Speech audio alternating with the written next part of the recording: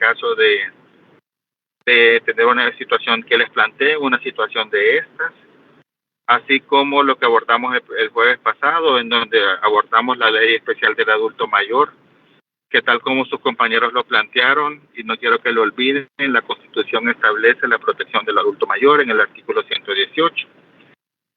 En ese sentido, yo creo que todas las personas pues buscan, tienen una protección establecida por la ley, y no me quedó tiempo de incorporar el tema de la ley de protección animal, que pienso que también es un aspecto que, si bien es cierto, no está contemplado como tal, es un aspecto que mucha gente ya necesita conocerlas. Las mascotas pues también forman parte de un entorno familiar, ¿verdad? Y que también ya tienen una legislación que les protege. Entonces, es importante que lo sepan, al menos eso no entra en el examen, ya les voy a informar qué es lo que entra en el examen, qué es lo que sí, qué es lo que no, para que lo lean, lo puedan leer un poco.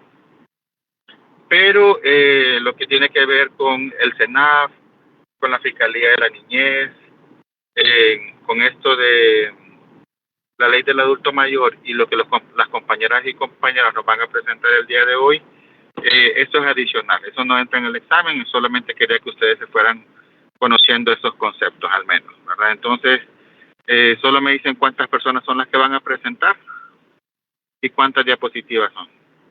Dígame, Berta. Somos 5, y son ¿Cómo es? 16 diapositivas. Se le escucha eco, Berta. Sí, no le escuchamos bien, Berta. Sí, va a ser difícil poder entenderle. Bien, levanten la mano, por favor, las personas que nos van a platicar un poco sobre este tema.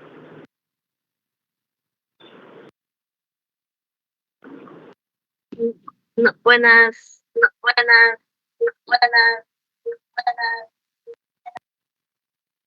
Todos las está haciendo eco.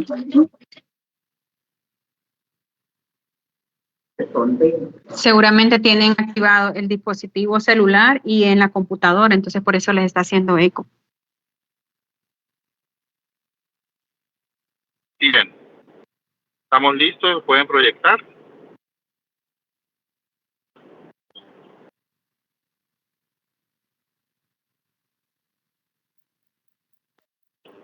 ¿Quién empezaría? Pero tenemos eco.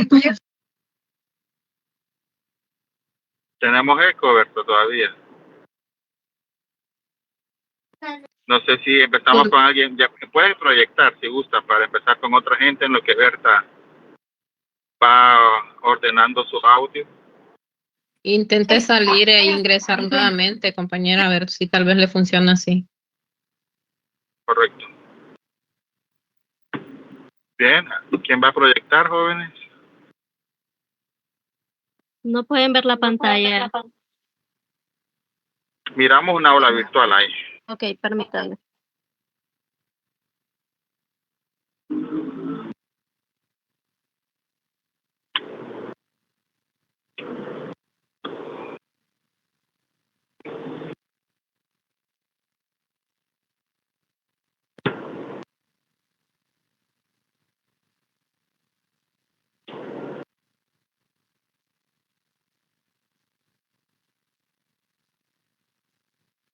Solo miro las manos de Axel, de Peiling y de Andrea.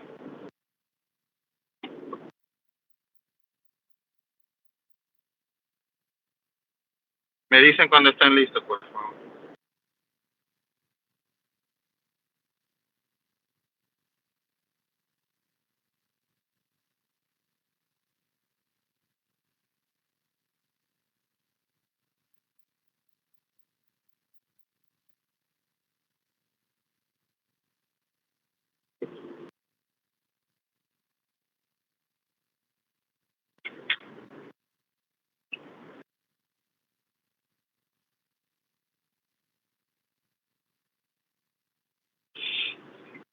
Bien, si quieren podemos empezar con Lauri. No sé si se me escucha bien ahora. Ahora se escucha mejor. Permítanme que no encuentro la pestaña, pero permítanme.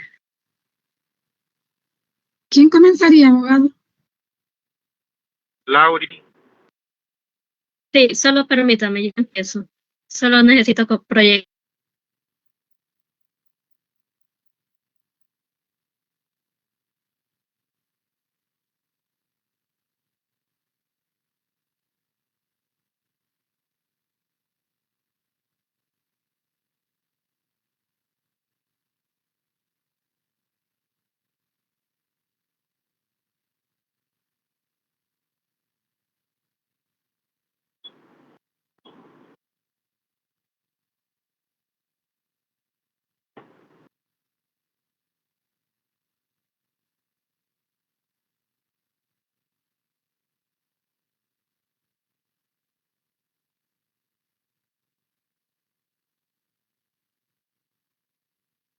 Abogado, buenas tardes.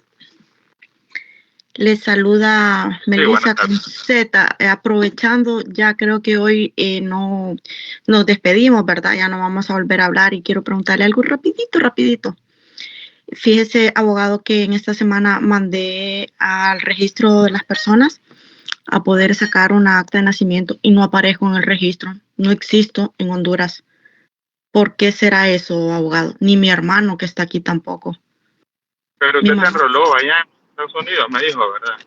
Sí, pero no aparezco todavía en el sistema.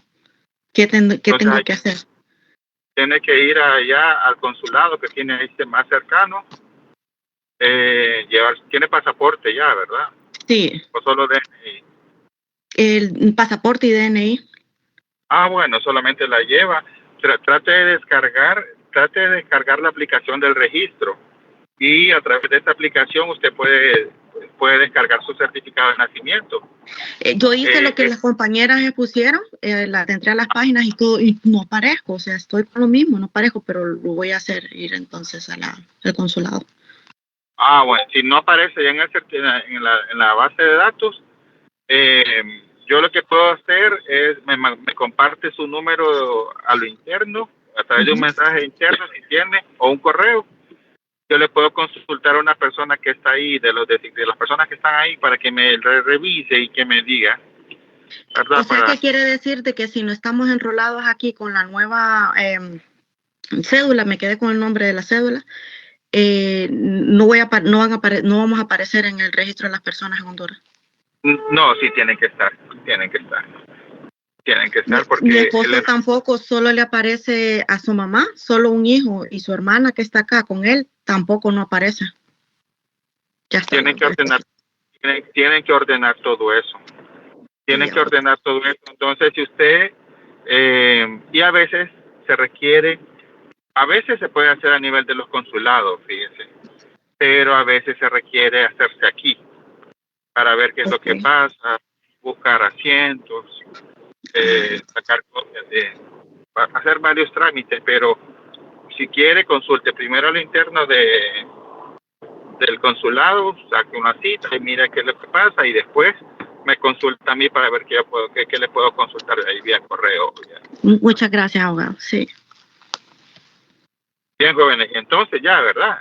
Bien, empecemos entonces con la compañera y luego va el compañero Axel. Vamos a ver. Listo. Yo creo que va. Buenas noches, abogados y compañeros. El día de hoy vamos a hablar sobre el convenio internacional. No, compañera, está mal, tiene que hablar solo de un aparato, se le escucha terrible. Permítanme, no va a salir de aquí.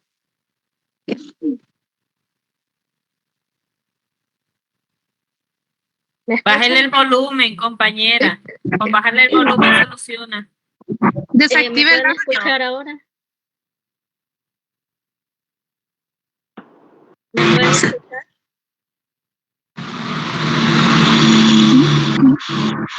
Bueno, el día de hoy vamos a hablar sobre el convenio internacional que aborda la sustracción de menores. Este convenio internacional que aborda la sustracción de menores dentro de este tema, vamos a abordar también sobre el instrumento jurídico, el convenio sobre los aspectos civiles de la sustracción internacional de menores, adoptado en 1980. Este asunto forma parte del derecho de familia porque se relaciona directamente con la patria potestad, la custodia, el derecho de visitas y especialmente con la protección integral de los menores cuando un conflicto familiar atraviesa fronteras de diferentes países. O sea, estamos hablando de 2 países a lo largo de la exposición, pero esto también vamos a abordar que estos convenios tienen que existir este convenio entre 2 países para poder proceder, ¿verdad? A lo largo de la exposición vamos a hablar de la retención que consideran en la primera, de la retención que se consideran actos ilícitos, o sea, cómo estos procesos se van convirtiendo en actos ilícitos, qué autoridades intervienen, cómo se solicita la restitución y de qué manera este instrumento internacional se solicita con la legislación hondureña. La idea principal que queremos presentar el día de hoy desde el inicio de este procedimiento es que no es quien decide quedarse con la custodia del menor, sino más que todo es devolver la controversia del estado habitual del niño, o sea, donde el niño tenía su residencia, su vida escolar, su vida social y su vida familiar. La siguiente diapositiva, por favor. Para entender, en esta diapositiva hablaremos sobre un conflicto familiar que adquiere dimensión internacional. El problema jurídico, un conflicto familiar internacional, para entender, pensemos en una familia pues, que vive aquí en Honduras. Uno de los progenitores, uno de los padres que decide llevar al menor fuera del país con la autorización del otro, ¿verdad? Aunque ambos ejercen derechos de custodia, esa es la primera situación. Existe un traslado internacional que rompe el acuerdo familiar y desconoce una decisión jurídica y vigente.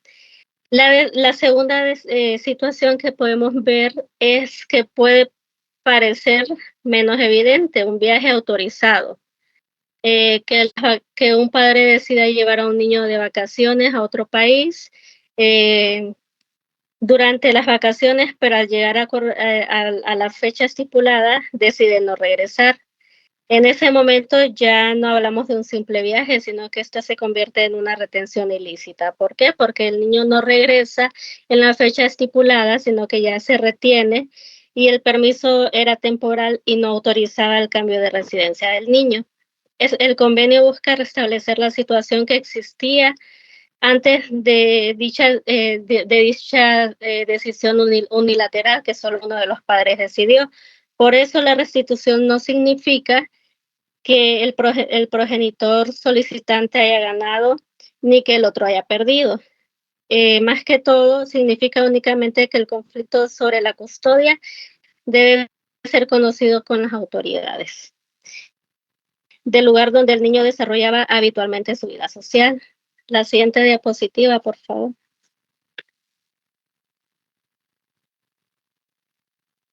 Aquí hablaremos sobre el instrumento internacional que restablece la situación previa al acto ilícito. El instrumento internacional en 1980 de Honduras,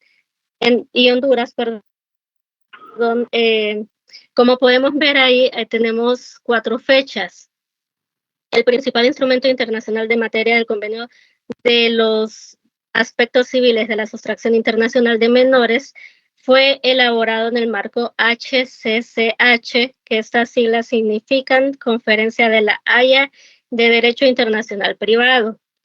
Se adoptó el 25 de octubre de 1980, como podemos ver, y entró en vigor internacional el 1 de diciembre de 1983. Su creación respondió a la necesidad de los estados de cooperación y forma rápida para que un niño fuera llevado y retenido fuera del país donde vivía habitualmente. En el caso de Honduras, la adhesión se adquirió en 1993 y El convenio entró en vigor al país en 1994. Eso quiere decir que Honduras asumió la obligación de establecer una autoridad central.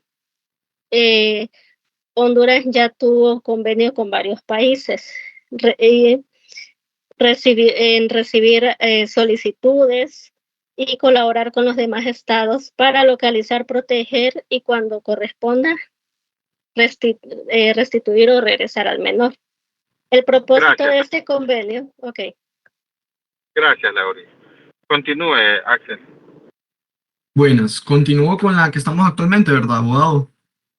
Correcto. Ahí tiene un montón de información. Bueno, como mencionaba la compañera, cobró vigencia el dicho tratado el 1 de marzo de 1994. Este tratado es sumamente fundamental porque evita la justicia por mano propia. Impide que uno de los progenitores del menor cree un foro conveniente a la fuerza, sustrayendo al menor de un país donde considere que los tribunales lo van a beneficiar, que en este caso sería un país que no tenga dicho convenio, abogado. Entonces, por esta parte sería esto. Vamos a la siguiente, que vamos a hablar sobre la finalidad, que son 3 objetivos que sostienen el mecanismo de restitución. Este convenio, como mencioné, descansa sobre 3 pilares muy fundamentales, que son garantizar el retorno inmediato del menor, hacer respetar los derechos de custodia y de visita transfronterizos entre los estados firmantes, que en este caso sería, como mencionó la compañera, 2 países que tienen dicho tratado, porque ya si uno de esos países no tiene el tratado, sería muy difícil de que se logre hacer algo. Y el tercero es actuar con urgencia. Este factor es el tiempo, donde es crítico, ya que el desarrollo del niño se puede tardar muchos años, como mencionó la compañera.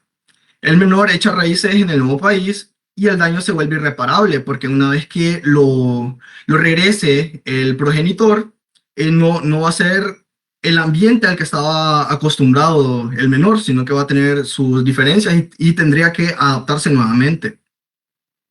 Este trámite es puramente civil y es muy importante la cooperación internacional. Bueno, la siguiente, abogado. Aquí sería el ámbito de aplicación, que sería la residencia habitual determinada el punto de conexión, que es lo que yo les mencionaba. Los instrumentos internacionales se aplican cuando ocurren estas condiciones. El menor es de 16 años o menos, tenía residencia habitual de un estado contratante, que es lo que les mencionaba, de que este menor tiene que estar en un estado que tenga en vigencia el tratado. El traslado o la retención infringe un derecho de custodia, que algo que mencionar, que como bien sabemos actualmente es muy deber de que los padres o se separan o uno de ellos se va a otro país, que ya esto es lo que lo menciona. Porque como nos mencionó el abogado en clase, aunque uno de ellos tenga la custodia, el otro no va a evitar lo que son sus responsabilidades como progenitor. Este convenio está vigente entre los estados involucrados, que son los que lo aceptaron, y el hecho ocurrió después de la vigencia recíproca, es decir, de cuando se aceptó dicho tratado. El convenio debe estar vigente de forma recíproca entre el estado requiriente y el requerido, que es lo que les menciono. Un punto clave es que la nacionalidad del niño o de los padres no importa mientras esté en dicho país. Lo determinante es la residencia habitual, que es donde el niño anteriormente mencioné reside, donde vive, donde él estudió, donde tiene todo su círculo social. Y está definida como el centro de gravedad de la vida familiar, social y escolar del niño. Que, como bien sabemos, si el niño es sacado de dicho país, va a tener que hacer nuevamente su vida y no va a tener los mismos conocidos. Y entonces, una vez que se adapta al nuevo país y si lo regresan, este va a tener, ¿cuál es la palabra? Va a tener dificultades para volver a adentrarse a esta vida que fue anterior. Los 3 elementos que convierten en hecho ilícito. Bueno, el artículo 3 define que cuando un traslado o retención se considera ilícito, requiere 3 elementos esenciales, que son los que vamos a ver en este momento. El hecho material o hecho internacional es el traslado o la negativa de devolver al niño, que como bien lo mencionamos, puede ser de que uno de los progenitores lo llevara sin que el otro supiera, o con la mentira de que iba a llevar al niño de vacaciones, le dieron, por así decirlo, un mes y se tardó más del mes, entonces ya en este momento es cuando puede tomar el otro progenitor medidas dentro de este asunto. El derecho vulnerado se infringe la custodia atribuida por la ley del estado de residencia habitual, que como bien sabemos, cuando uno de los padres se va, el padre que queda pelea la custodia del menor. Entonces, por ende, a esto se refiere, ya que con el padre que queda es con quien está haciendo su vida, con quien vive, con quien comparte el tiempo. Y el ejercicio efectivo, que es que el progenitor demandante estuviera ejerciendo realmente dicha custodia al momento de la sustracción, o la habría ejercido de no ser por dicho acto. Que con esto nos referimos a que a veces hay menores de que viven con sus abuelos, con sus padres, con sus abuelos, con sus tíos, y estos se los prestan a uno de los padres, y ya en ese momento es cuando el progenitor restante tiene un problema con esto, en dado caso de haber, y quiere tomar este tipo de medidas por cualquier razón. Un ejemplo clásico, que como bien mencionamos, es el viaje de vacaciones. La madre o el padre da el permiso por 2 semanas, un mes, pero una vez que se cumple el plazo, la contraparte no regresa y matricula al niño de una escuela local sin consultar. Entonces, vamos con la siguiente, que sería el lenguaje jurídico. Gracias, bueno, compañero. Okay. Escuchemos a la compañera Seili. Buenas noches, abogado y compañeros. Siguiendo con la diapositiva. En esta diapositiva encontramos 4 conceptos esenciales que son indispensables. El primero es el derecho de custodia. Según los artículos 5 del convenio, comprende el derecho relativo al cuidado de la persona del niño y particularmente la facultad de decidir sobre su lugar de residencia. Por esta razón, la custodia en el convenio no se limita a tener niños viviendo diariamente en una casa. También incluye la autoridad jurídica para decidir el país donde debe residir el menor. El segundo concepto es el derecho de visita. El mismo artículo señala que comprende el derecho de llevar al niño por un periodo limitado a un lugar distinto o de residencia habitual. Por ejemplo, puede permitir unas vacaciones, un periodo de convivencia en otro país, pero esa autorización es temporal. No debe confundirse con el consentimiento para cambiar permanentemente de residencia al menor. El tercer concepto es la residencia habitual. El convenio no ofrece una distinción cerrada, precisamente porque debe determinarse según los hechos de cada familia. Se observa la duración, la estabilidad de la estancia, la escuela, la atención médica, las relaciones familiares y sociales, el idioma, las actividades diarias y forma en que está organizada la vida del niño. Puede resumirse como un centro afectivo de vida, pero no exactamente lo mismo que el domicilio inscrito en el documento. Finalmente, la restitución significa que el retorno del estado de residencia habitual no necesariamente significa regresar a la misma vivienda, ni entregar de forma definitiva al niño al solicitante. La finalidad es establecer el lugar adecuado para que se le resuelva la custodia y las medidas de protección, porque lo más importante de esto siempre es el bienestar del menor. Siguiente diapositiva. Ahora, relacionando el convenio con el derecho de familia hondureño, en el artículo 185 del Código de Familia, concibe la patria potestad como un conjunto de derechos y deberes respecto a la persona, a los bienes de los hijos. En el artículo 186 incluye facultades y responsabilidades como la representación, la guarda al cuidado, los alimentos, la asistencia, la educación y la administración de sus bienes. En el artículo 187 establece como regla de la patria potestad sea ejercida conjuntamente por ambos padres, salvo que en un tribunal la confiera a uno de ellos o exista una imposibilidad. Esto es permanente porque el ejercicio del conjunto puede comprender la participación de ambos en decisiones fundamentales, entre ellas un cambio de residencia internacional. Cuando los padres no viven juntos, en el artículo 193, permite que acuerde quién ejerce la guarda y el cuidado. Y si no hay acuerdo o si el acuerdo perjudica los intereses del niño, en el artículo 194 faculta al tribunal para decidir lo que resulte más beneficioso para el menor.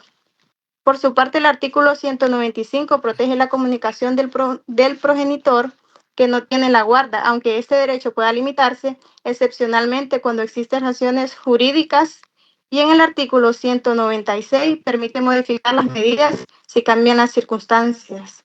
Estas disposiciones demuestran que la patria potestad, guarda y cuidado y derecho de comunicación están relacionados, pero no significa exactamente lo mismo. Una persona puede tener la guarda y cuidado y no poseer necesariamente una autorización exclusiva para cambiar al niño del país. Por eso, antes de afirmar que existió una sustracción, debe revisarse la ley y cualquier acuerdo entre los padres, las resoluciones judiciales y la autorización concreta del viaje. Siguiente diapositiva.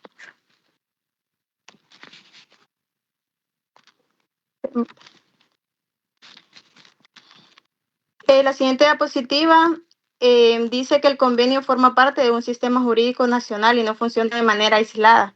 En el artículo 16 de la Constitución de la República establece que los tratados internacionales celebrados por Honduras con otros estados, una vez que entran en vigor, forman parte del derecho interno. En los artículos 18 agrega que si existe conflicto entre un tratado y una ley, prevalece el tratado. También se relaciona con los artículos 111 y 119 de la Constitución, que reconoce la protección de la familia, de la infancia y de los derechos del niño. Estas disposiciones constitucionales aplican porque el Estado debe organizar una respuesta que sea rápida, coordinada y respetuosa de la dignidad y seguridad del niño. El Código de Familia complementa el convenio al permitir determinar quién ejercía la patria potestad, la guarda o el derecho de decidir la residencia. Y el Código de la Niñez y la Adolescencia adopta reglas sobre la salida del país, las autorizaciones y la protección integral. No obstante, estas normas internas deben utilizarse de forma compatible para finalidad del convenio y no para convertir el procedimiento de restitución en un juicio ordinario. Siguiente diapositiva. Gracias, Eileen. Escuchemos a la compañera Berta. Gracias. Bueno, buenas noches. Y bueno, continuando, ¿verdad? Pues vamos a hablar acerca de lo que es el CENAP, que el CENAP dice que conecta a Honduras con la cooperación internacional. Los compañeros nos han hablado, ¿verdad?, acerca de lo que es el convenio de La Haya, que, bueno, sabemos que se creó. ¿Por qué? Porque había tanta contienda, ¿verdad?, en eso de que muchos niños se llevan de un país a otro sin la autorización de sus padres, ¿verdad?, de uno de sus padres. Entonces, ¿verdad?, pues tiene que haber un enlace, quien conecta a los niños, ¿verdad?, con su familia en su país. Y en este caso, pues, el SENAP, que es la Secretaría de la Niñez y la Adolescencia y Familia. Recibe y tramite las solicitudes y le localiza al menor. Tiene un trabajo arduo porque tiene que localizar al menor y previene nuevos daños. Como decían los compañeros anteriormente, pues el niño, ¿verdad?, si ya está establecido en un lugar y lo trasladan a otro, él va adquiriendo apego en ese lugar también, y si lo mueven bruscamente, entonces puede tener problemas a la larga, ¿verdad?, estos niños. Y bueno, de ahí también dice, ¿verdad?, que el SENAP promueve el retorno voluntario, porque también se le hace, ¿verdad?, preguntas al niño, y según su madurez, pues así, ¿verdad?, se le escucha al niño según su madurez.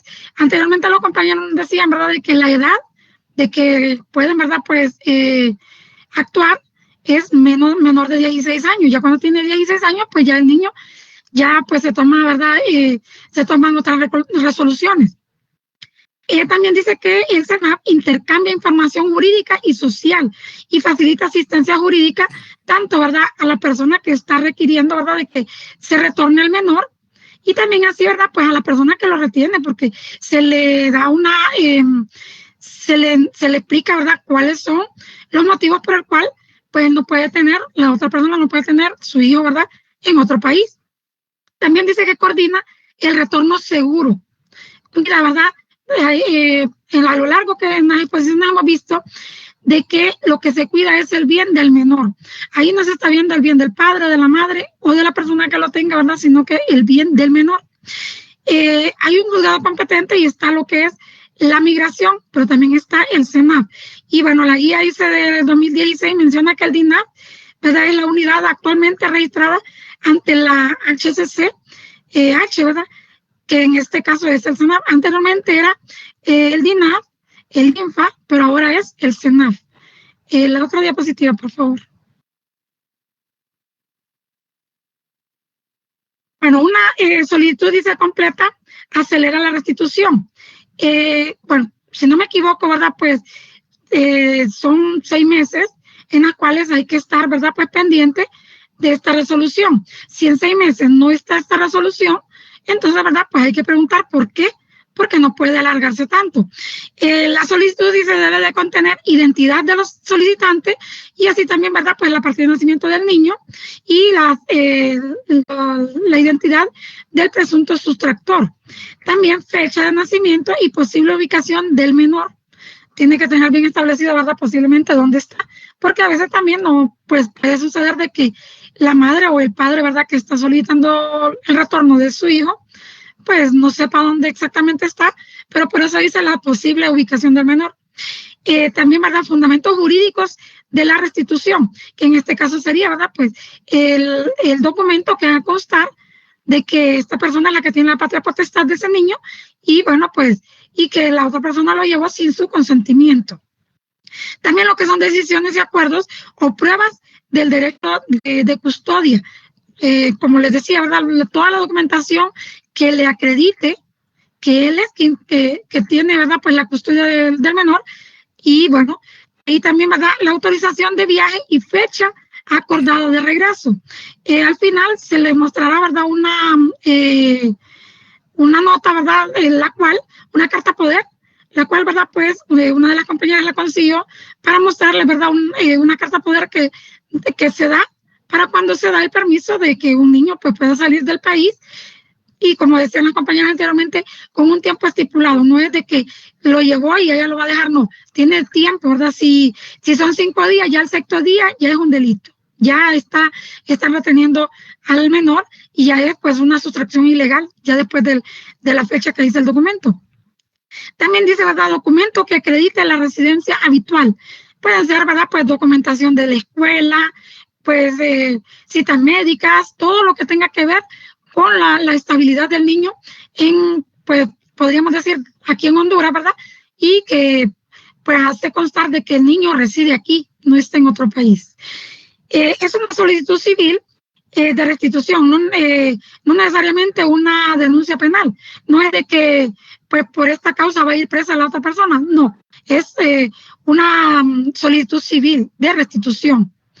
También, ¿verdad? Pues podemos ver de que aquí en esto no se está discutiendo quién se puede quedar con la custodia o no, lo que se está viendo es respetar las leyes, porque en eso, ¿verdad? Pues se trata de este convenio de que hay que respetar la ley y si se trata de lo que es la custodia del menor, pues eso se debe de discutir en su lugar de origen, o sea, ¿verdad? Si es aquí en Honduras, pues es aquí.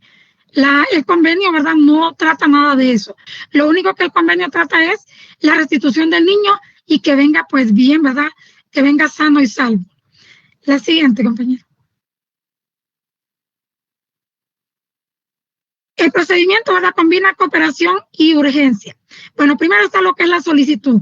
Como les decía anteriormente, con toda la documentación, ¿verdad? Que tiene que llevar esa solicitud. Después, pues revisan, ¿verdad? El CENAP se encarga de revisar toda la documentación y de ahí, pues hace, ¿verdad? Lo que es el traspaso internacionalmente o lo transmite, ¿verdad? A los entes encargados de este caso.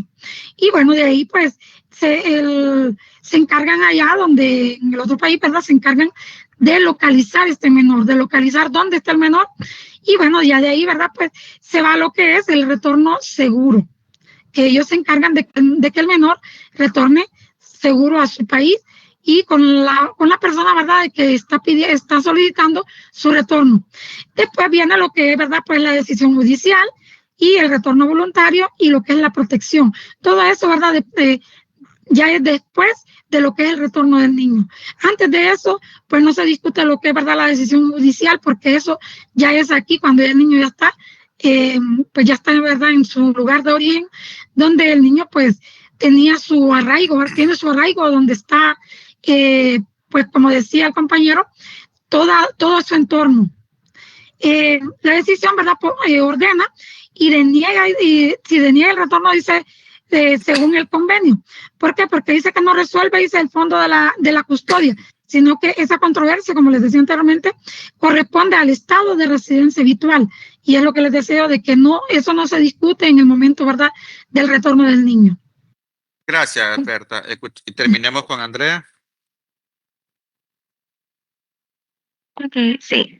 Buenas tardes. Yo voy a hablar ahorita de lo que es la prevención, ¿verdad? Aquí hablamos del artículo 101, artículo del 103 al 104 y el 106.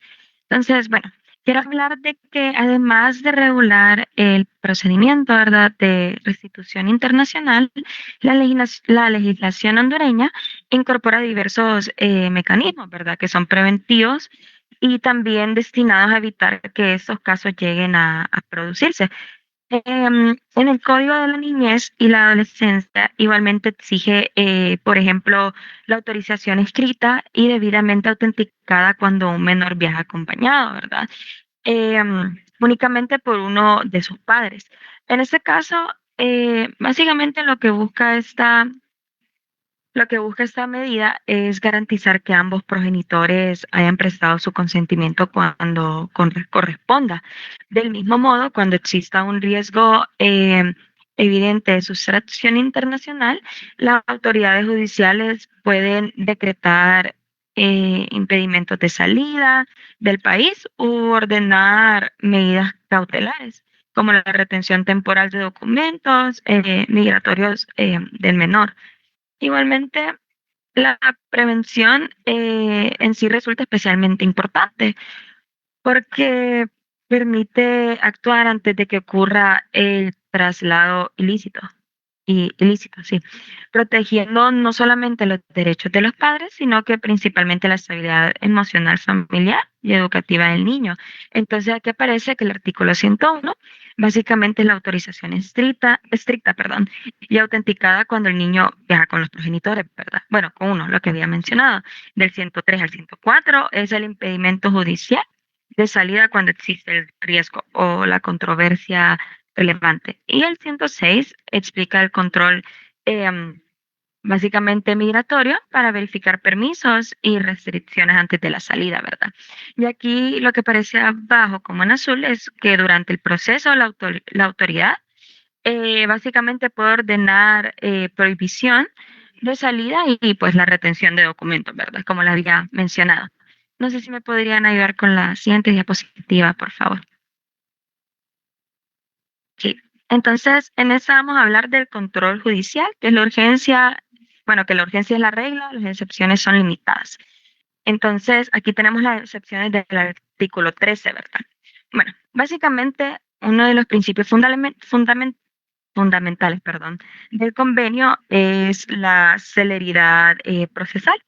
Por ello, el artículo 11 básicamente establece como un plazo referencial 6 semanas para que las autoridades judiciales resuelvan este tipo de solicitudes, evitando que el transcurso del tiempo, ¿verdad?, consolide situaciones creadas de forma unilateral.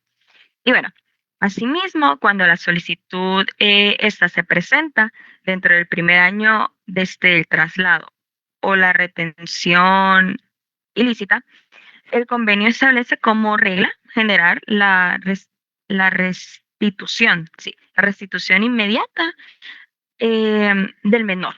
Pero no obstante, también igualmente existen excepciones que pueden justificar la negatividad del retorno, ¿verdad?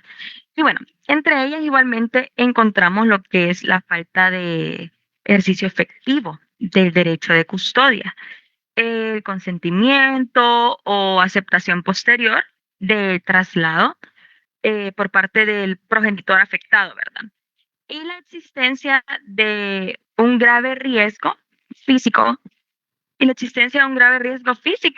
o psicológico para el menor o la posibilidad de colocarlo en una situación intolerable.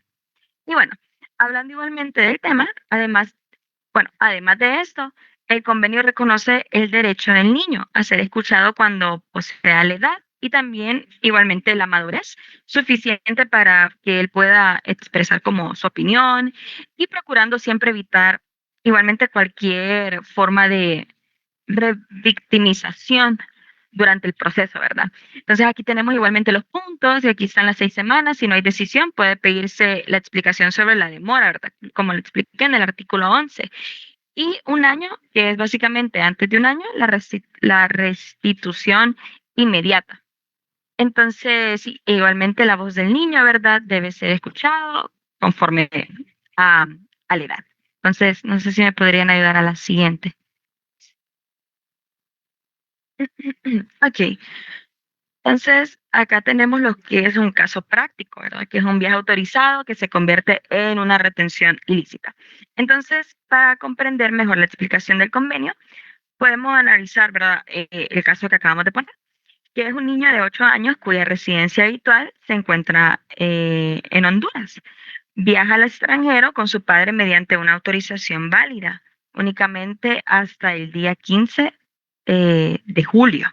Entonces, sin embargo, llegada la fecha acordada, el padre decide no regresarlo a Honduras y procede incluso a matricularlo en una escuela del país extranjero a partir del día 16 de julio, ¿verdad? Básicamente un día después. Esta conducta constituye una retención ilícita. Una retención ilícita conforme al artículo 3 del convenio, debido a que se está vulnerando el derecho de custodia, porque por lo de un día más, ¿verdad? Y bueno, ejercido conjuntamente por ambos progenitores. Entonces, ante esta situación, la madre puede acudir a la CENAR, que es para presentar las pruebas correspondientes relacionadas con la residencia habitual del menor y también el ejercicio de la patria potestad, pues, en este caso. Y las autoridades intentarán inicialmente alcanzar un retorno voluntario. Y en caso de no ser posible, se activará el procedimiento judicial de restitución internacional. Y bueno, debemos recordar que el hecho de ordenar el retorno del menor no significa básicamente otorgarle la custodia definitiva a alguno de los dos papás, de los dos padres. Esa controversia deberá resolverse ya sea posteriormente ante las autoridades competentes del país del niño, donde tiene establecida básicamente su residencia, ¿verdad? Entonces, creo que esta sería ahora la última diapositiva, la 16. Ok, bueno, y en este caso, ¿verdad? Tenemos la tabla de conclusiones. Como conclusión del tema, podemos afirmar que el convenio de La Haya constituye uno de los instrumentos internacionales más importantes en el país para la protección de los derechos de los niños en contextos familiares internacionales. Y bueno, su finalidad no consiste en determinar quién es el mejor progenitor, ni decidir la custodia definitiva, así como del menor, sino establecer la situación jurídica. Y bueno, igualmente existente ante el traslado, ¿verdad? O retención ilícita y garantizar de que dichas controversias sean conocidas, perdón, no controladas, conocidas por las autoridades competentes del estado de la residencia habitual. Y bueno, igualmente, por último, solo quiero mencionar de que asimismo la rapidez del procedimiento y la cooperación entre los estados son elementos esenciales, ¿verdad?, para impedir que situaciones irregulares se consoliden con el paso del tiempo. Y bueno, finalmente todas las actuaciones realizadas por las autoridades deben regirse por el principio del interés superior del niño, de los niños en este caso, procurando siempre, ¿verdad?, proteger su seguridad, su estabilidad emocional, igualmente protegerlos en sí como a ellos y su derecho a ser escuchados. Entonces, muchas gracias. Creo que será la última. Gracias. No sé si alguien del grupo me puede decir cuál es la diferencia entre la sustracción civil de un menor y cuándo podemos hablar de la intervención de la Interpol, por ejemplo. ¿Cuál sería la diferencia más importante? Bueno, la diferencia civil, abogado, según entendido, es cuando hay, bueno, un documento en el cual, ¿verdad? Pues le está autorizando a la persona que lo lleva, ¿verdad? Le está autorizando que lo, como, bueno, la carta poder, no sé si la puede mostrar ahí la compañera, ese sería un documento civil. Pero, bueno, cuando interviene la Interpol, es cuando la otra persona se niega a al retorno del menor. Pero hay algo importante que quiero mencionar. Bien, está bien, me parece que el ejercicio cumplió el objetivo de revisar el convenio, ¿verdad? En materia de sustracción de menores, ilegal de menores. Pero ellas y ellos fueron bien claros en el hecho de explicarles a ustedes, jóvenes, de que realmente hablamos de este convenio cuando nosotros sacamos a un menor con la autorización del papá, ¿verdad? Vacaciones, estudiar, etcétera, y que y que el niño sale del país. Entonces yo le preguntaba a Berta, ¿pero qué pasa?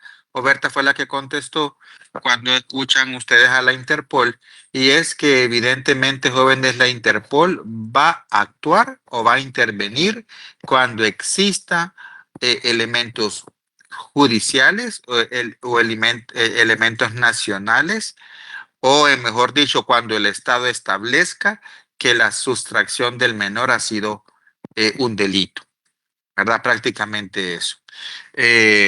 Cuando la investigación policial, ¿verdad? Nacional justifique el porqué de la intervención de la Interpol en la ubicación y aplicación de este convenio en materia de sustitución y restricción de menores. Los compañeros fueron muy claros y dijeron, jóvenes, al niño se le respeta donde vive, cuántos amiguitos tiene, se le respeta su entorno. Todo eso es cierto, se le respeta, y no solamente en contexto internacional, sino a nivel nacional. Creo que lo hemos mencionado a lo largo de la clase. Pero sí, quería solamente hacerles esa acotación de que la Interpol va a intervenir cuando existan elementos de investigación policial suficientes, tanto nacionales como internacionales, o cuando ya a nivel nacional se tipifique el delito, ¿verdad? De que el menor se fue y que fue motivado por un delito. Bien, jóvenes, con esto daríamos cierre a las presentaciones. Espero que les haya aportado algo a este proceso de formación académica que ustedes tienen. Créanme que sé que fue un proceso, ustedes están acoplando a esta modalidad, sé que no ha sido difícil, sé que tienen que analizar un montón de conceptos, mecanismos de estudios, formas de aprendizaje, etcétera, etcétera, pero déjenme felicitarlos porque llegaron hasta acá.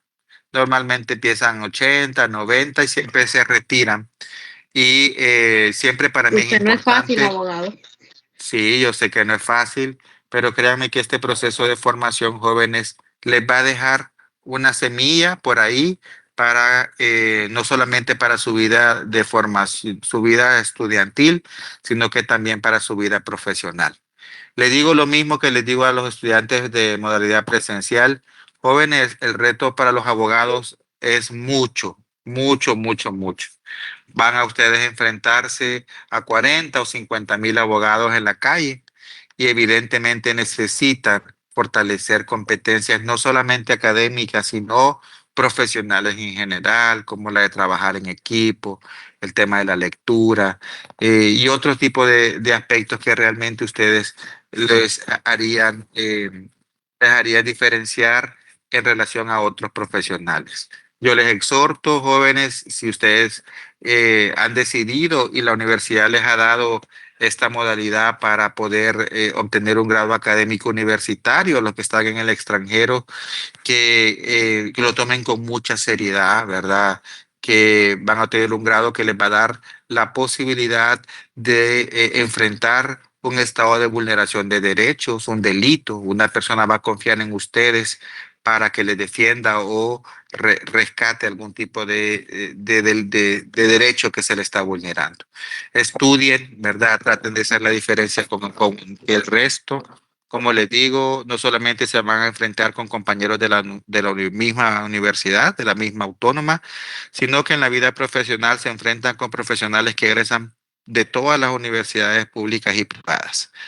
Mi motivación siempre va a ser la misma: lean, estudien, traten de ser excelentes, traten de entenderle, pregúntenle a sus docentes, exíjanle a sus docentes, ¿verdad? No sean los de... No sean de los estudiantes que se alegran por no recibir clase. Al final de cuentas, ustedes son los afectados. Uno pues ya sabe, ya está, pues y ustedes son los que al final de cuentas. Créanme que cada uno de los aportes que compartí con ustedes he querido compartir al menos los aspectos claves. La modalidad no es tan sencilla para poder compartir probablemente todo lo que uno quiere, pero lo hemos intentado, ¿verdad? Entonces, espero haber compartido con ustedes este proceso. Recuerden que nos conectamos mañana para el examen. Nuevamente, muy agradecido por su perseverancia. Llegaron hasta acá. Eso también lo valoro, ¿verdad? Yo he aprendido Y mucho de usted, abogado. me alegra y Ya es gracias. clase que llevo con usted y lo seguiré en las otras clases. Ahí lo buscaré. Así que Ya pues, tiene ojalá, Berta para Berta, rato. ojalá que sí, Berta. Gracias. Escuchemos a Eric y luego a Manrique. Manrique. Abogado, por mi parte, pues más que agradecido con usted y con todos los compañeros. Al principio uno inicia con temor cada proceso de la universidad o cada clase que va cursando. Usted nos enseñó una parte muy vital en lo que es la carrera de Derecho, con la clase de Derecho Romano. Es mi segunda asignatura con usted y créame que soy muy complacido de su forma de enseñarnos, pues, ¿verdad? Y pues sí, nos tocará llevar más clases con usted, pues ya sabemos a lo que vamos A lo que se enfrenta. a aprender, ¿verdad? Creo que todos los que estamos aquí hasta este momento